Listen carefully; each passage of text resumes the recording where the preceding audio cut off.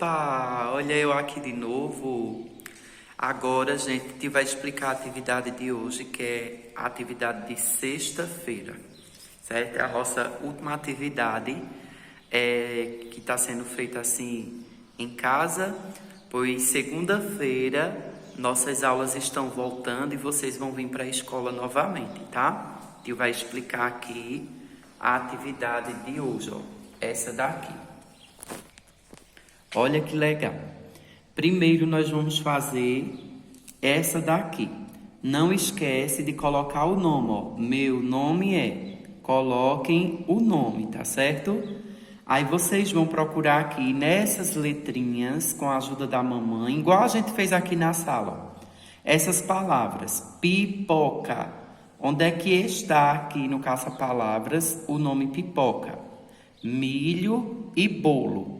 Certo? E aqui embaixo vão escrever os nomes dessas figuras. Isso aqui é o quê?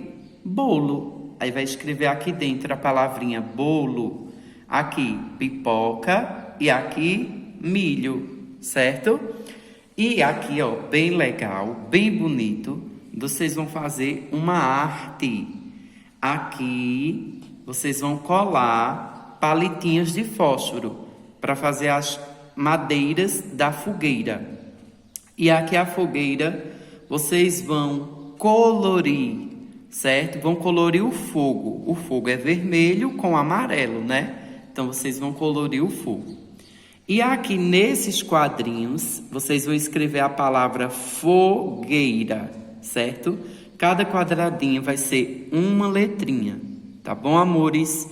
Que bom que segunda-feira nós já estaremos voltando, iremos nos reencontrar e vamos continuar aprendendo juntos. Um beijo, Deus abençoe vocês.